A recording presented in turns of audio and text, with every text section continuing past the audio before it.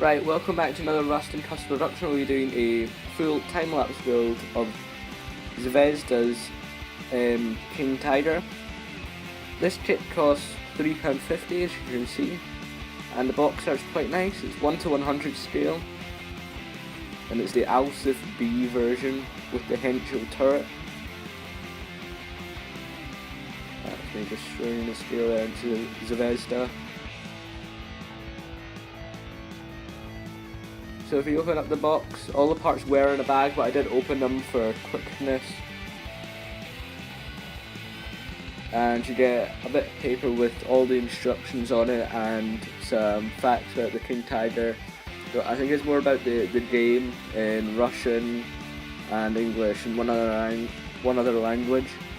As you can see, the build is quite simple.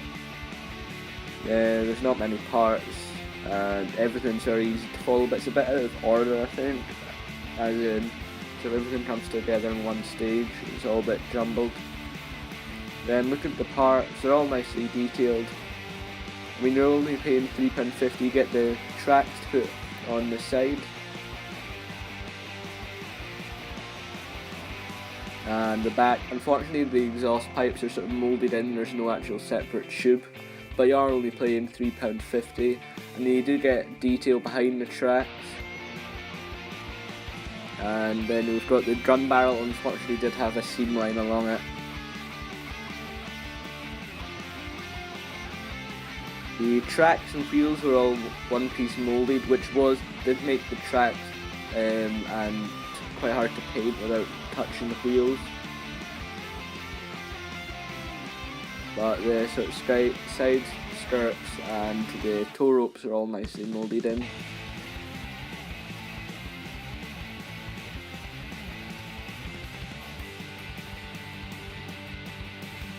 And on the back of the box I had a picture of the built model without any paint, because these are designed not to be painted and they're snap kits, but I did glue most of the parts on mine. And it was 10.3 centimeters long, I think, and it had 28 parts. Started off the build by cutting out the turret parts. Did use some 12,000 sandpaper just to smooth out the side afterward cut, and used a file to do this as well. Assembled the bottom with ease. Unfortunately, the camera did slip a couple times, so there was some footage cut out. That's the completed hull. As you can see, it didn't take very long to build. I then added tracks, which were also quite nicely detailed, as I said before.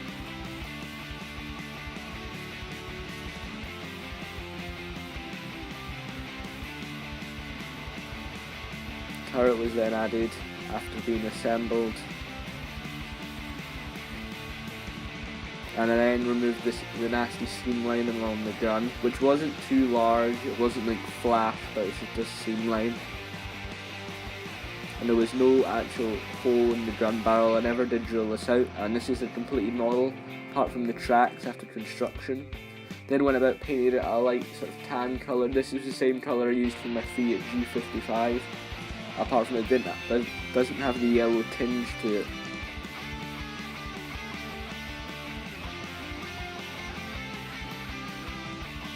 I went for this scheme, which I found online, and I thought it was interesting, so I masked up it with blue tack and then used another hand mixed green to paint it. This is made of Revel 56 and 310. Because at this point my airbrush has been slowly degrading over the past week. And as you can see where the red line's pointing to, there's a large build-up of paint here. So that was then, it was given a really deep clean, and it was working fantastically for the brown, which was Revel leather and Revel Carmine red mixed together to do that. And that went on really well. And then I removed the masking.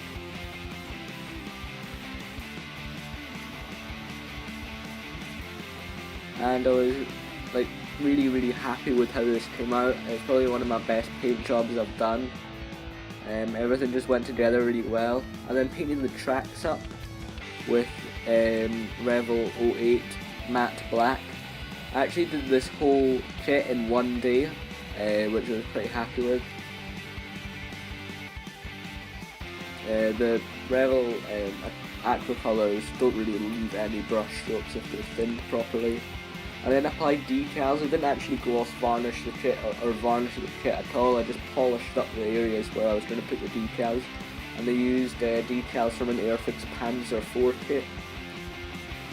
The numbers probably aren't accurate for the tank, but at least there's something there than nothing, as the kit didn't come with any decals. Decals I used were really nice quality. I then cut out the tracks and cleaned them up.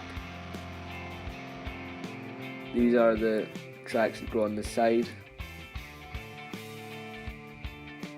I just push these into position.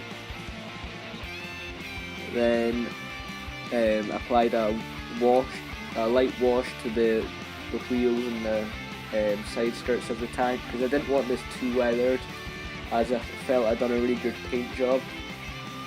Then went about chipping it with some Tamiya XF1.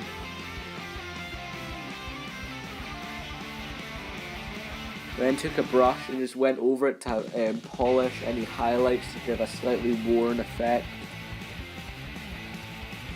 And the kit, it's really good. I could recommend it to anyone. This has been one of my shorter videos. I'm thrilled with the result, and I hope you like the video. Bye.